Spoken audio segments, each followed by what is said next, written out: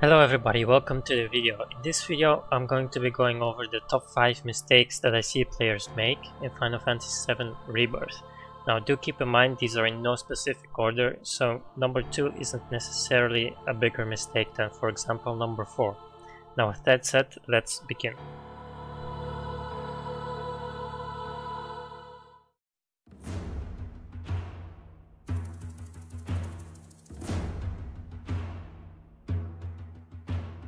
Alright, so the first thing on my list is not switching between characters, and this is a mistake that I made myself a lot during my hard mode playthrough. If you check on YouTube my hard mode boss battles, you'll see that I usually stick with Cloud and then have the other two characters be AI controlled.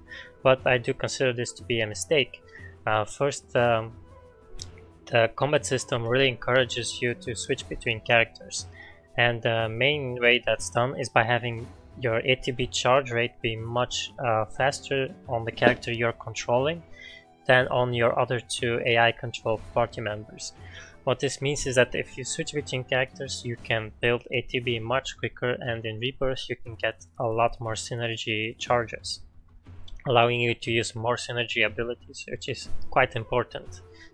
The second thing that the game does to encourage you to switch is by having the AI be more passive. If you ever noticed the AI fighting in Rebirth or Remake, you'll notice that they are pretty passive. They tend to block more than attack. So overall, my tip would be try switching between characters. There's some really fun combinations you can do, and this obviously applies to both Remake and Rebirth. So now we're going to move on to the next part of the list.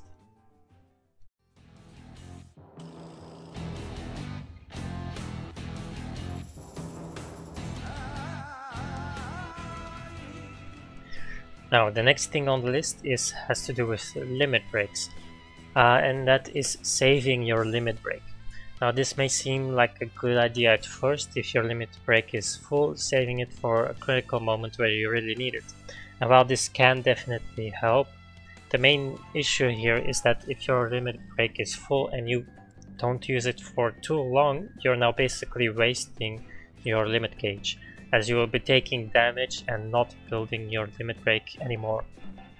So overall, I recommend using your limit break as soon as you get it, or waiting a little bit to use it, but don't wait too long, otherwise you'll be taking a whole bunch of damage and you won't be charging the gauge anymore.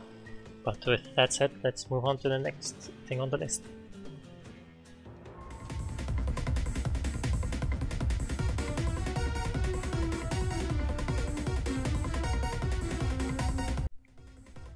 Okay, now for number 3, it's about synergy abilities. So synergy abilities are very useful, but there is a mistake that I see players make, which is when they reach 5 synergy charges on a character, they will continue to use ATB commands with that character, which now means that you are no longer generating synergy charges. So overall, I would recommend that when you have the opportunity to use a synergy ability, to make use of it, so that when you use ATB commands, that you're no longer basically wasting that synergy charge.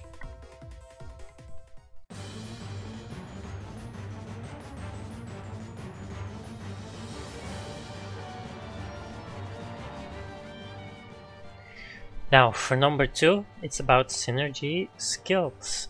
So previously we talked about synergy abilities, but I do also see a mistake with synergy skills, which is that they're completely underutilized most of the time. Now this is a mistake that I do make myself, I will admit that, but I really recommend that you try every synergy skill, see what they are useful for and how you can best make use of them.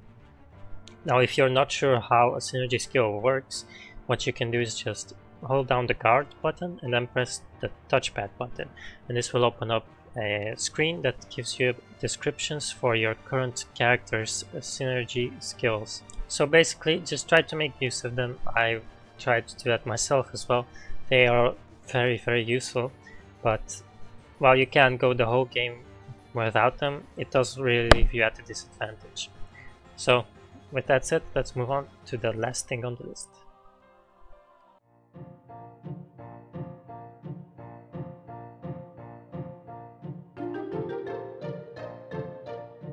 Now, for the last thing on the list, this is a very strange one, and it is not using a lock-on. I don't really understand this myself, why people don't do it. Maybe it's just because I play Kingdom Hearts that locking on is so normal to me, but I have noticed that players just tend to not lock on. They will just rotate the camera, and you can see that they are struggling, but they just won't lock on. I find it very strange, but basically my tip is when you go in a battle, just lock on immediately. That's really all there is to it, and you can switch targets with the right stick, which is amazing. Overall, I do think the game should have a setting where you automatically lock on when you start the battle. I think that would be nice. I would make use of it myself, but yeah, there you go. Use lock on. So, now that the list is done, I hope that you enjoyed it. I hope that you also learned something, and if you notice any of these mistakes in your own gameplay, do try to do something about them if you can and if you want to. There really is a lot to this game, and for example, not using synergy skills can really make the gameplay less fun, so I recommend that you try to make use of them, try to make use of everything the game has to offer.